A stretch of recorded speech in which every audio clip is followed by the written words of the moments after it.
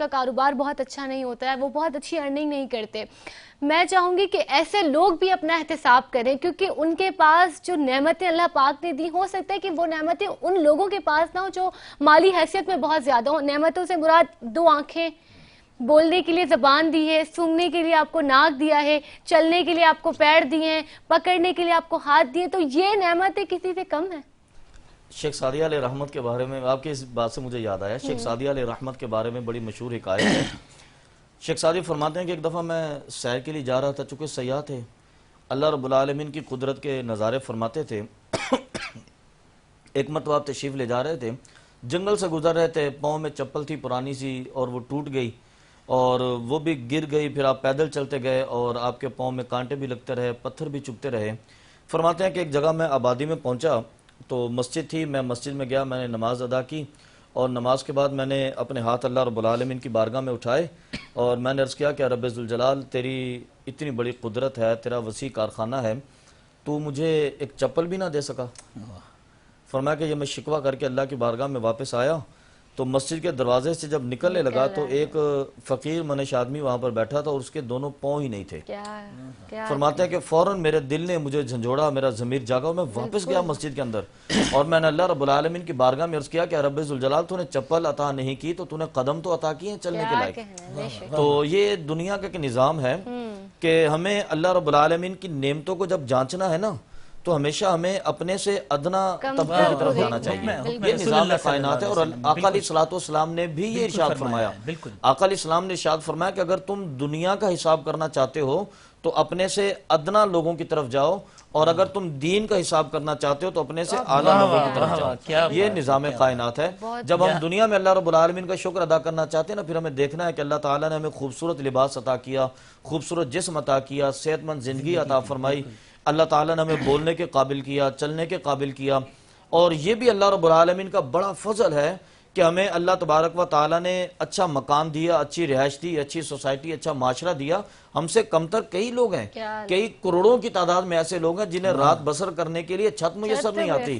دن میں انہیں صاحبہ میسر نہیں آتا, انہیں کھانے کے لیے 2 لقمے میسر نہیں آتے. تو اللہ رب العالمین کا ہم پر فضل ہے. اور جب بات ہے نا دین کی, تو دین میں ہمیشہ اپنے سے اعلیٰ لوگوں کو دیکھنا چاہیے. اگر ہم 2 نمازیں پڑھتے ہیں تو ہمیں کوشش کرنی ہے کہ وہ جو 5 وقت کے نمازی ہیں ان کے برابر, اور جب 5 وقت کی نمازوں پر جائیں تو ہمیں تہجد تک بھی جانا ہے, نفلی نمازوں تک بھی جانا ہے, اور دوسری عبادات تک بھی جانا ہے. آپ کی اس سے پہلے کہ ہم اگلا سوال کریں, آپ کی بات سے میرے ذہن میں ایک اور نقطہ آیا ہے. وہ ظاہر بات ہے انسان کا ذہن جستجو ہوتی ہے, اور آپ نے بہت پیاری بات کہی کہ ایک شخص جو ہے ساری دنیا سے کٹ کر یکسوئی سے اللہ تعالیٰ سے جڑتا ہے. آپ دیکھیے کہ ہم بچپن سے سنتے آئے ہیں آج تک, کہتے ہیں اللہ کو کہاں ڈھونڈو, اپنے دل میں ڈھونڈو. اللہ آپ کو اپنے دل میں نظر آئے گا کیونکہ اللہ دلوں میں رہتا ہے. آپ دیکھیے اعتکاف کے لمحات وہ لمحے ہوتے ہیں, ہمارا پورے دن جو ہماری مصروفیات ہوتی ہیں نا, یہ مختلف چیزوں کی کثافتوں سے اور گرد و غبار سے اتنا میلا ہو جاتا ہے یہ دل کہ اس میلے پن میں اللہ نظر نہیں آتا. مگر وہ 10 دن کا ایک ایک لمحہ ایسا ہوتا ہے جب ہمارا دل پاک و صاف ہو رہا ہوتا ہے, تو اس پاکی و صافی کے بعد یقینی طور پر اللہ یہاں نظر آتا ہے, اللہ کی قربت میں. یہی نقطہ ذرا پوچھنا چاہ رہا تھا. دیکھیں پورے سال کے اندر 12 مہینے ہیں, ان 12 مہینوں میں ہم 11 مہینے گناہ بھی کرتے ہیں اور سخت مقابلے میں ہوتے ہیں کہ شیطان ہمارے تقابل میں ہوتا ہے, وہ ہمیں بہکاتا بھی ہے, ناشکری بھی کرواتا ہے, وہ ہمیں معصیت کے راستوں پر بھی لے کر چلتا ہے. اور ان 11 مہینوں میں گناہ کی وجہ سے ہمارے قلب پر اس قدر گرد پڑ جاتی ہے کہ ہم اللہ رب العالمین کی معرفت حاصل نہیں کر سکتے. تو اس ایک مہینے میں اللہ تبارک و تعالیٰ پھر ہمیں یہ شرف عطا فرماتا ہے کہ ہمارے مد مقابل جو طاقت تھی نا اس کو روک دیا, شیطان کو گرفتار کر کے قید کر دیا اور ہمیں موقع عطا کیا کہ اب تم اللہ کی معرفت کے لیے میدان میں آؤ, اور پھر بندہ اللہ رب العالمین کی معرفت حاصل کرتا ہے. آپ نے بہت ہی خوبصورت جواب عنایت فرمایا, اور جیسے آپ نے عرض کیا اور یہ ارشاد فرمایا کہ انسان کو اعتکاف میں تمام تر چیزوں کو ترک کر کے صرف اور صرف اللہ کی راہ میں آ جانا چاہیے اور اپنا جو دل ہے صرف اور صرف اس کے ساتھ کنیکٹ کر لینا چاہیے. میں مفتی حفیظ اللہ عباسی صاحب کے جانب آؤں گی اسی سوال کو لیتے ہوئے کہ آج کل جو ہماری جنریشن ہے ماشاءاللہ سے ان میں رجحان تو ہے کہ وہ اعتکاف کی طرف آ رہے ہیں, لیکن ایک چیز ہے جو ترک نہیں کر پا رہے, وہ سوشل میڈیا کی ایکٹیویٹیز کو ترک نہیں کر پا رہے. وہ آپ اعتکاف میں بھی ہوں گے لیکن social media per on line نظر آئیں گے, تو ایسے معاملے میں کیا کہنا چاہیے اور اس کا کیا حل ہے؟ کس طرح سے مطلب وہ لوگ بھی اپنے آپ کو سوشل میڈیا تمام تر چیزوں سے کٹ کر کے صرف اللہ سے اپنے آپ کو لگا لیں؟ بسم اللہ الرحمن الرحیم. آپ نے پہلے حضرت سے بھی ایک سوال کیا، اس سوال کو تھوڑا دہراتے ہوئے، اس کے جواب کو دہراتے ہوئے اسی سوال کی طرف آتے ہیں کہ پہلے یہ کہ آج کل جیسے حالات ہیں، معاملات ہیں، تو بعض لوگ اس وجہ سے نہیں بیٹھ پاتے. وہ کہتے ہیں کہ مالی معاملات، گھریلو معاملات، مسائل جو ہے، تو وہ جو میں نے آپ کے سامنے ابھی آیت تلاوت کی تھی اصحاب کہف کے بارے میں، ان کو اللہ تعالیٰ نے فرمایا وَيُهَيِّئْ لَكُم مِّنْ أَمْرِكُم مِّرْفَقًا، ان کے کام جو آپ کے کام ہیں وہ اللہ تعالیٰ آپ کے لیے آسان فرما دیں گے. تو ان کے کام، ان کے معاملات. اب جو اصحاب کہف کے جو لوگ تھے وہ شہزادے تھے، بادشاہوں کے بیٹے تھے. انہوں نے سب کچھ چھوڑ کے چند سکوں کو لے کر اللہ پر بھروسہ کرتے ہوئے اور اپنی ساری سب کچھ چھوڑ کے بالکل چلے گئے. تو ہم 10 دنوں کے لیے اگر اللہ تعالیٰ کے لیے، اللہ تعالیٰ کے دربار میں حاضر ہونے کے لیے، اب دیکھیے جیسے پہلے امتوں میں ہوتا تھا رہبانیت کا معاملہ کہ سب کچھ چھوڑ کے جنگلات میں چلے جاتے تھے. امت محمدیہ کو اللہ تعالیٰ نے ایسا مقام دیا کہ آپ بازاروں میں رہو، آپ عبادت کرو، ان سے بڑھ کر آپ کو مقام ملے گا. اب امت محمدیہ کے لوگوں کے ذہنوں میں یہ بھی ہو سکتا ہے کہ بھئی ہمیں بھی کچھ اس طرح دن ملے. تو اللہ تعالیٰ نے پورے سال میں ہمیں یہ 10 دن ہمیں مہیا کیے کہ اس کی فضیلت یہ ہے کہ آپ صلی اللہ علیہ وسلم نے فرمایا کہ جو معتکف ہوتا ہے اعتکاف کے دوران اس کے گناہ معاف ہو رہے ہوتے، اعتکاف کے دوران اس کے گناہ معاف ہو رہے ہوتے اور اس کو اجر ملتا ہے بغیر نیکیاں کیے. کیا کہنا؟ اعتکاف والا کھانا کھا رہا ہے، اس کو اجر مل رہا ہے، پانی پی رہا ہے اجر مل رہا ہے، جب سو رہا ہے تب بھی اجر مل رہا ہے. اس کے ہر لمحے میں جب ایک انسان اس بڑی فضیلت کو دیکھتے ہوئے اس چیز کو سامنے رکھتا ہے تو وہ بغیر اس کے کیے تردد کیے اعتکاف میں بیٹھنا چاہیے اس کو کہ کتنا بڑا مقام ہے. اور اس کے علاوہ قیامت کے دن جب اللہ تعالیٰ کے سامنے ہم حاضر ہوں گے، ایسے خوفناک حالت ہوگی لوگوں کی، ایسی کہ شیطان جس کے سامنے 1,24,000 انبیاء کرام آئے، صحابہ کرام آئے، تابعین آئے، تبع تابعین آئے، کسی سے نہ ڈرے نہ کسی سے متاثر ہوئے، کسی کی پرواہ نہیں کی، دنیا میں رسوا ہوتے رہے قیامت کے دن تک. اس میدان کے اندر شیطان بھی رول رہا ہوگا اور ذلیل رسوا ہو رہا ہوگا اللہ کے سامنے. ایسے خوفناک میدان کے اندر آپ صلی اللہ علیہ وسلم نے فرمایا کہ 7 آدمی ایسے ہیں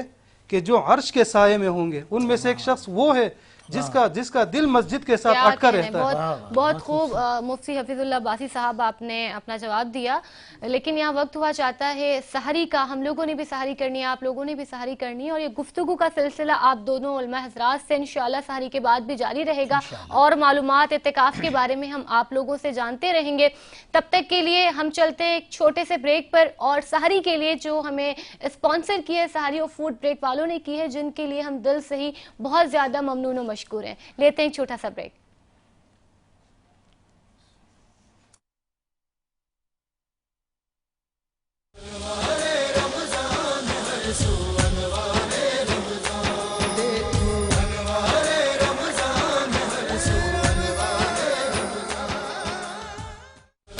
مسجد میں بسر کرے گا اور اگلے دن سحری کرے گا، روزہ رکھے گا. روزہ رکھ کے شام کو مغرب کی اذان کے بعد اس کا وہ 1 دن کا اعتکاف مکمل ہوگا. اگر اس کی قضا 2 دن کیا تو 2 دن اسی طرح بسر کرے گا. نہیں، یہاں مجھے بہت اچھی بات یہ کلیئر اور واضح ہوئی، کیونکہ میں نے خود مجھے بڑا مغالطہ تھا. میں نے ایک جگہ پڑھا تھا کتاب میں کہ حضرت صلی اللہ علیہ وسلم کی حیات طیبہ میں یہ ذکر ملتا ہے کہ آپ صلی اللہ علیہ وسلم 2 سے 3 بار اعتکاف کے دوران مختلف وقتوں میں گھر سے باہر نکلے. ایک مرتبہ کسی زوجہ کے گھر انہوں نے گئے تھے وہ، اور ایک مرتبہ کسی بیمار کی عیادت کے لیے گئے تھے. بالکل. تو ایسی صورت میں جانا جائز ہے؟ عیادت کے لیے جی حدیث پاک موجود ہے، چونکہ میں نے اس لیے اس میں عرض کیا تھا کہ جا سکتے ہیں. اور اگر اعتکاف کے منافع کو یہ عمل ہوگا تو پھر اس 1 دن کی قضا اس پر دوبارہ کرنی ہوگی. باقی اس کا اعتکاف باقی 9 دن کا ہوگا یا جتنا بھی سلسلہ ہوگا. لیکن اگر وہ جیسے عیادت کر کے واپس آ گئے تو پھر تو اس کی کوئی قضا کچھ بھی نہیں ہے نا. اور خواتین کے لیے کیا ہے اس معاملے میں؟ کیا خواتین کے لیے بھی دیکھیں، سب سے پہلے تو خواتین کے لیے بنیادی طور پر چونکہ وہ ایک گھر میں رہیں گی اور مردوں کی ذمہ داری ہوتی ہے باہر کے معاملات میں شرکت کرنا. خواتین کے لیے ایسا کوئی معاملہ نہیں جس میں اس کا جانا ضروری ہو. تو خاتون خانہ گھر میں رہے گی اور بالخصوص اپنے اس حجرے کے اندر جو اس نے اعتکاف کے لیے متعین کیا تھا وہاں پر رہے گی. اچھا، باقی جو نبی کریم صلی اللہ علیہ وسلم کے مسجد سے خروج کے معاملات ہیں نا اعتکاف کے حوالے سے، وہ یہ کہ کوئی ایسی حوائج ضروریاں ہوں جو انسانی طبیعت کے لیے اس کے بہت متقاضی ضروری تھے ہوں، بالکل۔ تو پھر انسان جا سکتا ہے. جیسے اس کے لیے شرائط بھی فقہاء نے ذکر کی کہ ایسی مسجد میں اعتکاف میں بیٹھا ہے جو جامع مسجد تو ہے لیکن جمعے کی نماز نہیں ہوتی تو جمعے کی نماز کے لیے نکل سکتا ہے. حوائج ضروریہ کے لیے، واش روم کے لیے یا کسی اور چیز کے لیے اگر تو فنائے مسجد کے اندر ہے تو پھر تو کوئی حرج نہیں ہے. بلکہ فنائے مسجد کے نام سے میرے ذہن میں ایک بہترین بات آئی. میں یہ عرض کروں کہ فنائے مسجد کے اندر معتکف اگر جائے گا مسجد مرد حضرات تو وہاں پر ان کا اعتکاف تو فاسد نہیں ہوگا، وہ غسل بھی کر سکتے ہیں. لیکن چونکہ جو گھر کی مسجد ہوتی ہے خواتین کے لیے اس میں فنائے مسجد کا تصور نہیں ہوتا، تو اس لیے اگر وہ بغیر حاجت کے واش روم میں جائیں گی تو ان کا اعتکاف فاسد ہو جائے گا. اچھا، صرف حاجت کی بنا پر وہ نکل سکتی ہیں. اور مرد حضرات کے لیے یہ اجازت و شریعت میں موجود ہے کہ وہ ٹھنڈک کے لیے غسل کر سکتے ہیں، لیکن خواتین چونکہ مسجد فنائے مسجد میں تھی نا بات، اور خواتین کے لیے فنائے مسجد کا معاملہ نہیں ہے تو اس لیے وہ ٹھنڈک کے ارادے سے غسل نہیں کریں گی. ہاں حاجت اصلیہ ہو تو پھر غسل کر سکتی ہیں، یا طبیعت میں اتنی کسل مندی ہو کہ عبادت کا تسلسل نہیں ہو پا رہا تو پھر غسل کی اجازت ہے، لیکن وہ بھی فوراً ان کو واپس اپنے حجرے کے اندر آنا ہوگا. میں مفتی حفیظ اللہ صاحب کی جانب آؤں گی. جیسے کہ میں نے سوال پوچھا تھا کہ خواتین کے لیے کیا شرائط ہیں، تو میں جاننا ہی چاہوں گی کہ اکثر اوقات ایسا ہوتا ہے کہ خاندان میں کسی کا انتقال ہو گیا ہے تو گھر کی بہو ہے یا گھر کی جو بڑی ہیں انہیں جانا پڑتا ہے، تو ایسے معاملے میں انہیں کیا جانا جائز ہے یا نہیں؟ کیا بسم اللہ الرحمن الرحیم. ابھی جیسے علامہ صاحب نے بتایا کہ جیسے کچھ معاملات ہوتے ہیں وہ مردوں کے متعلق ہوتے ہیں، جیسے کہیں جانا وغیرہ، تو اس کے لیے عموماً عام طور پر ایسا ہے کہ خواتین کو جانے کی ضرورت نہیں ہے. تو اعتکاف کے اندر بنیادی بات یہی ہے کہ ضرورت کے تحت جتنے کام ہیں جو ضروری ہے اس کے لیے جا سکتے ہیں. جیسے پہلے ایسا ہوتا تھا، آج کل تو عموماً مساجد میں جمعہ ہوتا ہی ہے، جمعے کے لیے چلے جاتے تھے، جی اس طرح ہوتا تھا. تو اعتکاف تو ایک بڑی فضیلت والا عمل ہے اور مبارک عمل ہے. جیسے اعتکاف کی بڑی فضیلت جیسے آتی ہے کہ سب سے زیادہ فضیلت والا اعتکاف جو ہے وہ مکہ المکرمہ یعنی مسجد الحرام میں، اور دوسرے نمبر پہ جو اعتکاف کی فضیلت ہے وہ مسجد نبی صلی اللہ علیہ وسلم، اور اس کے بعد تیسرے نمبر پر جو ہے مسجد اقصی یعنی بیت المقدس کے اندر تیسرے نمبر پہ وہاں پر بیٹھنے کا جو اعتکاف کا ثواب ہے تیسرے نمبر. اس کے بعد جامع مساجد جتنے ہیں، اور جامع مساجد کے بعد عام جو مساجد ہیں علاقائی مسجد، تو عام طور پر جو خواتین گھروں میں بیٹھی ہوتی ہے تو جتنے فضائل آج بیان ہوئے اس میں یہ ایک بات ہونی یہ لازمی ہے یہ بات کہ خواتین کے لیے بھی وہ فضائل ہیں. جیسے میں نے ایک حدیث شروع میں بیان کی تھی بریک میں جانے سے پہلے کہ جو مسجد سے دل لگا رہتا ہے ان کا، تو خواتین کے ذہن میں یہ سوال ہو سکتا ہے کہ کہیں ہمارا کیا ہوگا، تو ان کا دل بھی جو جہاں پر نماز عبادت پڑھتی ہے اس جگہ سے لگا رہتا ہے تو ان کے لیے بھی وہ فضیلت ہے. تو وہ تو ان کے لیے مسجد کی ہی عبادت تصور کی جی بالکل. تو ہم نے جتنے فضائل بتائے مسجد سے متعلق یا ایسے بظاہر لگ رہے تھے کہ تعلق مردوں سے، ان تمام فضائل کا تعلق خواتین سے بھی ہے. جی جی بالکل. ماشاءاللہ آج اعتکاف کے موضوع پر بہت ہی بہترین اور سیر حاصل گفتگو رہی. دونوں علماء حضرات نے میرے خیال سے جتنے سوالات خود ہمارے ذہن میں تھے یا جو لوگوں کے ذہن میں ہوتے ہیں اعتکاف سے متعلق، بہت سے لوگوں کو یہی پریشانی ہوتی ہے کہ اس صورتحال میں کیا ہوگا، اس صورتحال میں کیا ہوگا، لیکن آج ماشاءاللہ جتنے مفصل جواب ہمارے علماء کرام نے دیے ہیں، یقیناً اسی کو تو ہم کہتے ہیں کہ یہ فیضان علم ہے، اور اس علم کا فیضان ہم ان جیسی معتبر محترم اور قابل قدر ہستیوں سے یہ فیض ہم پاتے رہیں گے، آپ سب بھی پاتے رہیں گے. جب ہم یہاں موجود ہیں اور لمحات ایسے ہوں، ذکر اعتکاف کا ہو جو سنت موقدہ ہے اور نبی صلی اللہ علیہ وسلم کی سنت ہے، جب ازواج مطہرات کے اعتکاف کا ذکر ہو، تو پھر یہ کیسے ہو سکتا ہے کہ بزم میں محفل میں ثنائے محمد مصطفیٰ نہ ہو. میں چلوں گا ہمارے ثنا خواں حامد رضا بھائی، کوئی بہترین کلام عنایت کیجئے. لجپال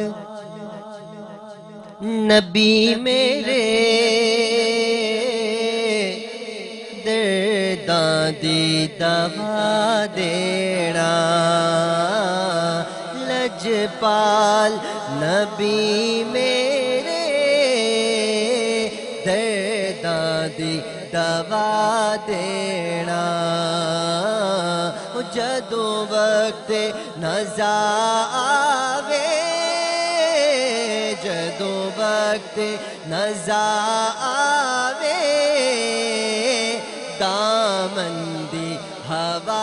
دینا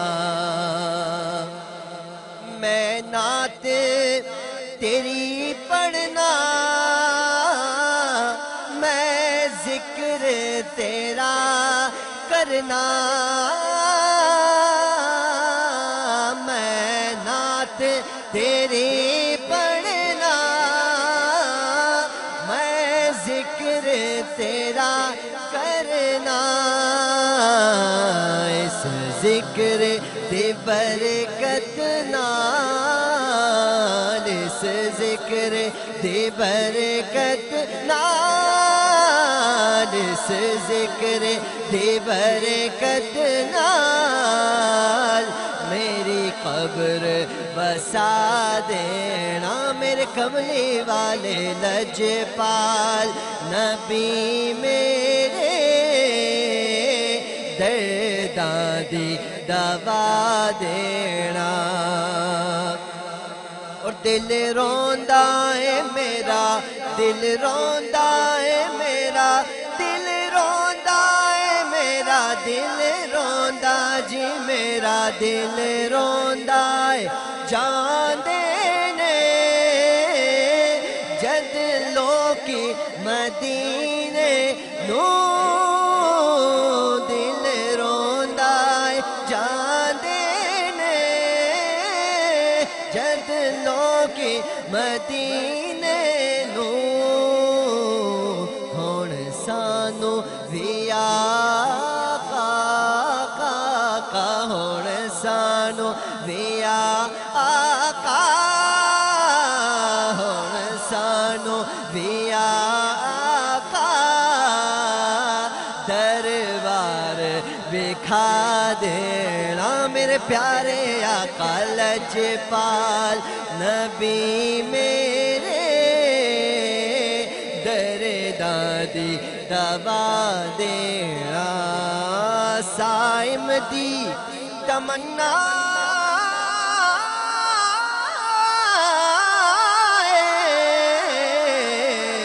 سائم دی تمنا روے آکے مدینے وچ پاویں طیبہ دے کتیاں دے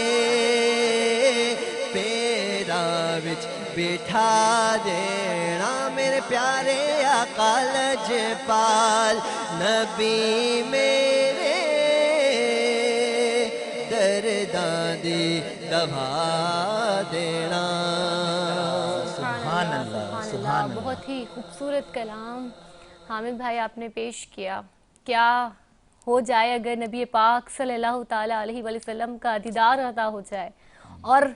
ہر عاشق رسول کی یہ تمنا ہے کہ جب بھی وہ مر کے قبر میں جائے تو آقا قبر میں تشریف لے آئیں بہت ہی خوبصورت فیضان علم کی یہ محفل سجی ہوتی ہے اور جب اس خوبصورت محفل میں ہم قرآن و حدیث کی روشنی میں تعلیمات کے بارے میں جان رہے ہوتے ہیں کہ نبی پاک صلی اللہ تعالیٰ علیہ وسلم کے احکامات کے بارے میں جان رہے ہوتے ہیں ان کا خوبصورت خوبصورت پیارا پیارا ذکر چل رہا ہوتا ہے اور آپ بھی جب اپنا حصہ ڈالتے ہیں ان کی ثناخوانی کے ذریعے تو اس محفل میں یقیناً نور کی بارشیں اللہ تعالیٰ برسا رہا ہوتا ہے میں بہت ہی زیادہ ممنون و مشکور ہوں ہمارے دونوں معزز علماء کرام کی کہ آپ آج یہاں تشریف لائے اور اعتکاف کے موضوع پہ بہت ہی خوبصورت سی گفتگو فرمائی آپ دونوں نے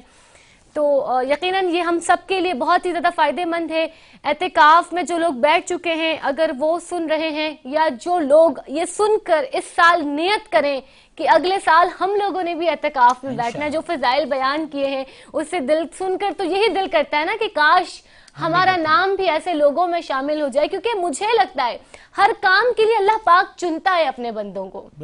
اعتکاف میں کس نے بیٹھنا ہے